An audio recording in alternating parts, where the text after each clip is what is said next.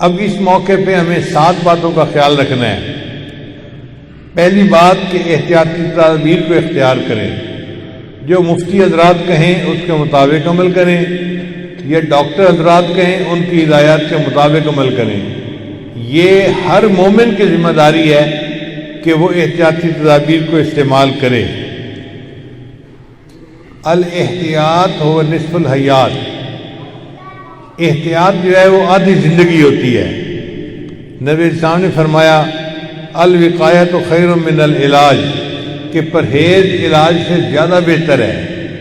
تو ہمیں احتیاط کرنی چاہیے جتنی بھی ہم کر سکتے ہیں۔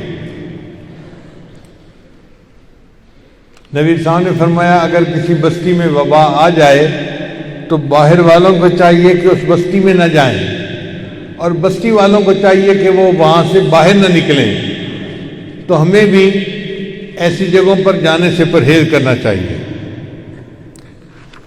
اور دوسری بات یہ کہ اللہ تعالیٰ سے حفاظت کی دعا مانگیں اور کثرت سے پڑھیں حسبنا اللہ و نعم الوکیل نعم المولا و نعم النصیر۔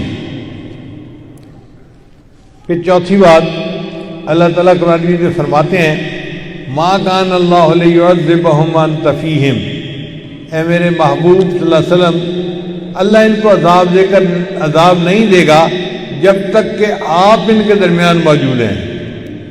یعنی جب تک نبی علیہ السلام امت میں موجود تھے اللہ نے گارنٹی دی میں ان کو عذاب نہیں دوں گا۔ اور علماء نے لکھا ہے کہ جب نبی علیہ السلام نے پردہ فرما لیا تو جس ماحول معاشرے میں نبی علیہ السلام کی سنتیں موجود ہوں گی اللہ ان کو بھی عذاب میں نہیں ڈالیں گے۔ تو ہم اس موقع پر سنتوں کو مضبوطی سے تھام لیں، اور فرمایا وما کان اللہ معذبہم وہم یستغفرون، اور اللہ ان کو بھی عذاب نہیں دیں گے جو استغفار کریں گے۔ اس آیت میں 2 باتیں بتائی گئی، چنانچہ جو قوم سنت کو مضبوطی سے تھام لیتی ہے اور استغفار کی کثرت کرتی ہے اللہ ان کو عذاب میں مبتلا نہیں فرماتے۔ پھر 5واں عمل کہ آیت کریمہ کا ورد زیادہ کریں۔ آیت کریمہ کہتے ہیں یونس علیہ السلام نے پڑھی تھی لا الہ الا انت سبحانک انی کنت من الظالمین۔ سمندر کے اندر تھے مچھلی کے پیٹ میں، اللہ نے ان کو وہاں سے نکال دیا تھا۔ تو دیکھیں اگر سمندر کے اندر سے اللہ نے یونس علیہ السلام کو نجات عطا فرما دی تو ہم بھی تو اس وقت وائرس کے سمندر میں زندگی گزار رہے ہیں۔ کسی کو کیا پتا کس کو وائرس ہے کس کو وائرس نہیں ہے، اس لیے تو لوگ ایک دوسرے سے ملنے سے گھبراتے ہیں۔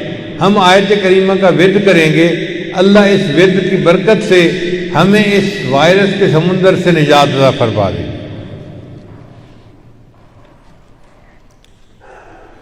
یونس علیہ السلام کی قوم پر اللہ کا عذاب آ گیا تھا، مگر قوم نے عذاب کو آتا دیکھا تو توبہ کی، اللہ نے عذاب کو ٹال دیا تھا۔ اب ہمارے لیے بھی یہ وبا ایک عذاب کی آمد ہے۔ ہم اگر اجتماعی طور پر توبہ کریں گے استغفار کریں گے اللہ ہماری قوم سے بھی عذاب کو دور کر دیں گے۔ لہذا اس بات کا عہد کریں کہ ہم اپنے پچھلے گناہوں سے توبہ کرتے ہیں، انٹرنیٹ کا استعمال ختم ہی کر دیں تو زیادہ بہتر ہے۔ فیس بک یوٹیوب یہ سب کا سب گند ہے، اس سے جتنا بچیں اتنا بہتر ہے۔